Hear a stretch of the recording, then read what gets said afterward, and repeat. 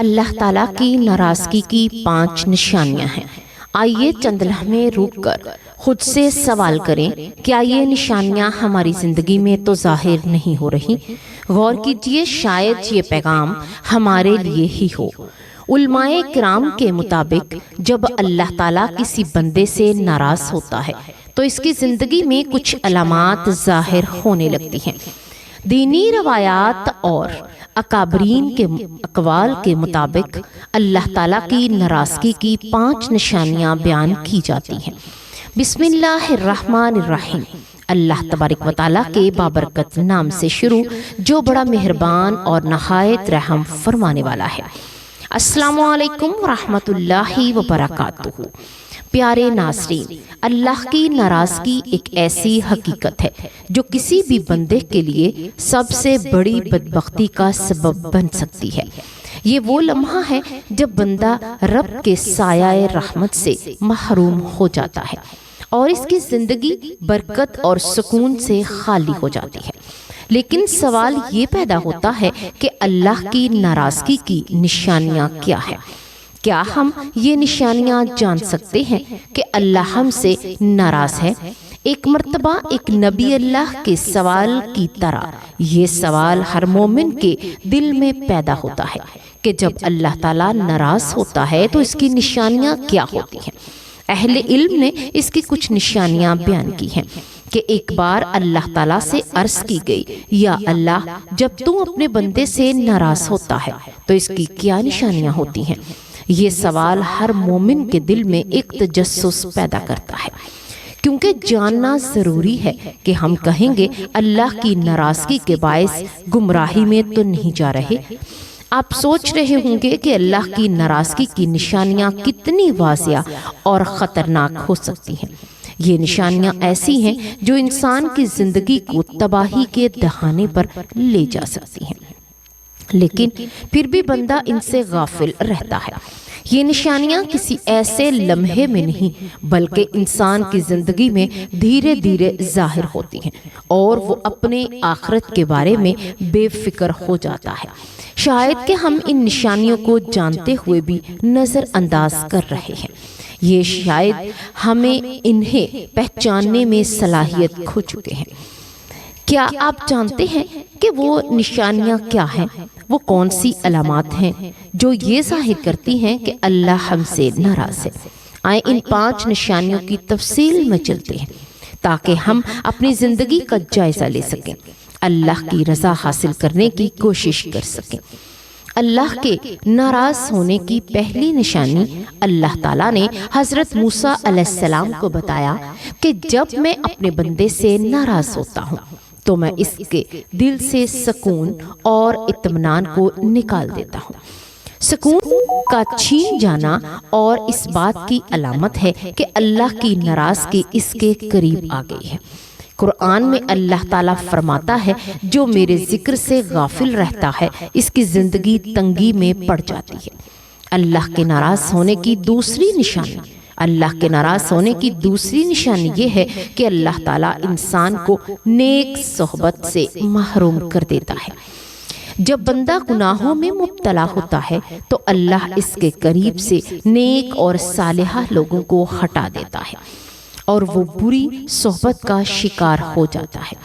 نبی کریم صلی اللہ علیہ وآلہ وسلم نے فرمایا، آدمی اپنے دوست کو دین پر ہوتا ہے، لہٰذا دیکھو تم کسی سے دوستی کر رہے ہو۔ اللہ کے ناراض ہونے کی تیسری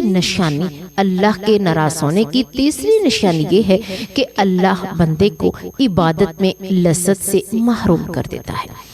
نماز، قرآن کی تلاوت اور ذکر الہی اس سے بوجھ محسوس ہونے لگتی ہے۔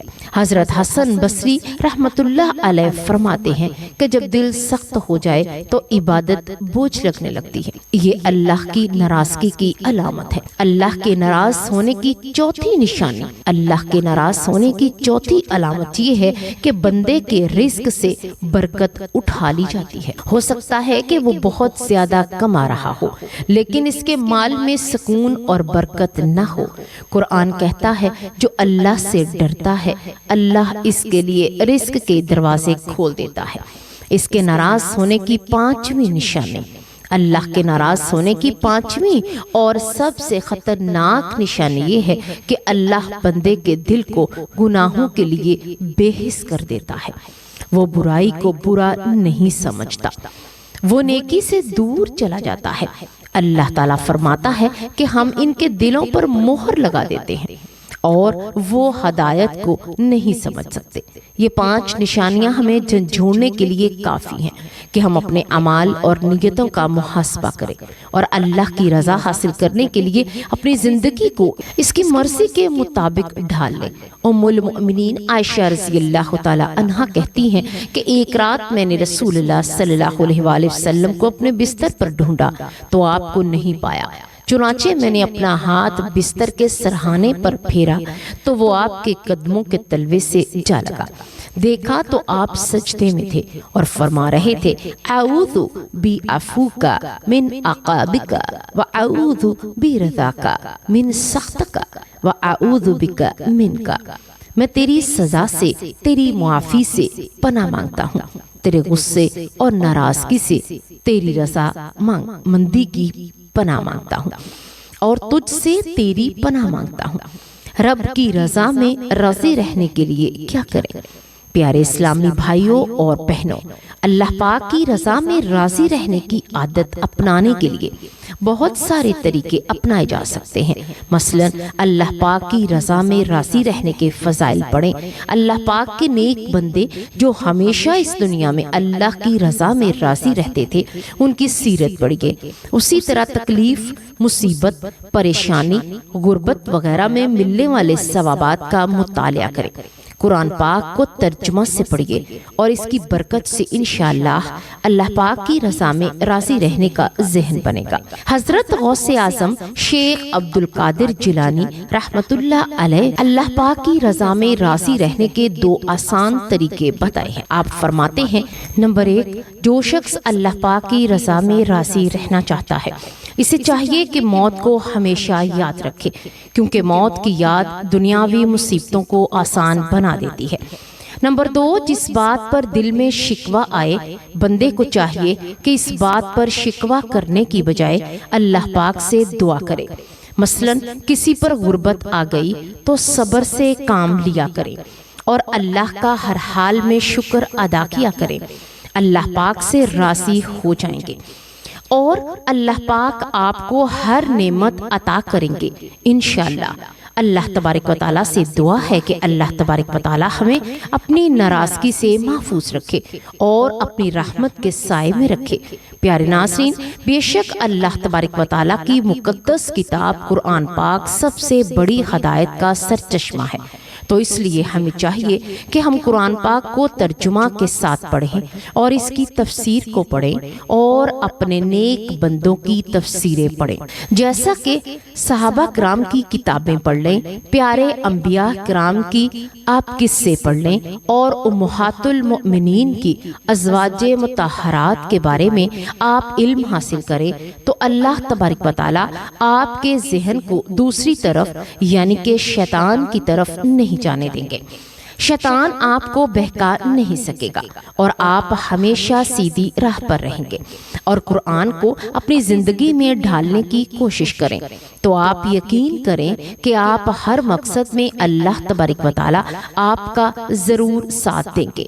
اللہ تبارک و تعالیٰ تو معاف فرمانے والا ہے، معافی کو پسند فرمانے والا ہے، لہٰذا اللہ تعالیٰ تو ہمیں بھی معاف فرما دے۔ اللہ تبارک و تعالیٰ سے دعا ہے کہ اللہ تبارک و تعالیٰ تمام امت مسلمہ پر اپنا رحم اور اپنا کرم کرے، فضل کرے، آمین یا رب العالمین۔ اللہ پاک ہمیں قرآن پاک کو پڑھنے، اس کو سمجھنے اور اس پر عمل کرنے کی توفیق عطا فرمائے۔ اللہ تبارک و تعالیٰ سے دعا ہے کہ اللہ ہمیں پنجگانہ نمازی بنائے اور ہماری نمازوں میں خشوع و خضوع پیدا کرے۔ اللہ تبارک و تعالیٰ ہمارے صغیرہ کبیرہ گناہوں کو معاف فرما دے اور ہمیں سیدھے راستے پر چلا دے اور ہمیں ہمارے بچوں کو نیک اور صالحہ پاک باز بنا دے۔ اللہ تبارک و تعالیٰ سے یہ دعا ہے کہ اللہ تبارک و تعالیٰ ہمیں اپنی زندگیوں کو اسلام کے اصولوں کے مطابق بسر کرنے کی توفیق عطا فرما اور ہمیں اپنے ماں باپ کی عزت قدر کرنے کی توفیق عطا فرما اور نیکیوں کے راستے میں میرے مولا چلا دے۔ اللہ پاک تمام امت پر اپنا کرم کر دے، آمین۔ اللہ تبارک و تعالیٰ سے دعا کرتے ہیں کہ اللہ تبارک و تعالیٰ بے شک اپنے بندوں کو معاف فرمانے والا ہے، بخشنے والا ہے، غفور الرحیم ہے۔ اللہ تبارک و تعالیٰ کے 2 صفاتی نام رحمان اور رحیم ہیں۔ انہی نام کے صدقے اللہ تبارک و تعالیٰ آپ کو ضرور بخش دیں گے، آپ کی گناہوں کو بھی معاف کر دیں گے۔ اللہ تبارک و تعالیٰ آپ کو اجر و ثواب بھی دیں گے اور آپ کے درجات کو بھی بلند فرمائیں گے۔ اللہ تبارک و تعالیٰ ہم تمام کو بڑے اور چھوٹے گناہوں سے محفوظ رکھے اور نیکی کے راستے پر چلائے۔ اللہ تبارک و تعالیٰ کی بارگاہ میں عاجزانہ دعا مانگتے ہیں کہ یا اللہ ان تمام بابرکت دنوں، مہینوں اور لمحوں کے صدقے سے جنہیں تو نے فضیلت عطا فرمائی، ہمیں اپنی رحمت کے سائے میں رکھ، ہمارے گناہوں کو معاف فرما، ہماری خطاؤں سے درگزر فرما اور ہمارے دلوں کو اپنے ذکر سے زندہ فرما۔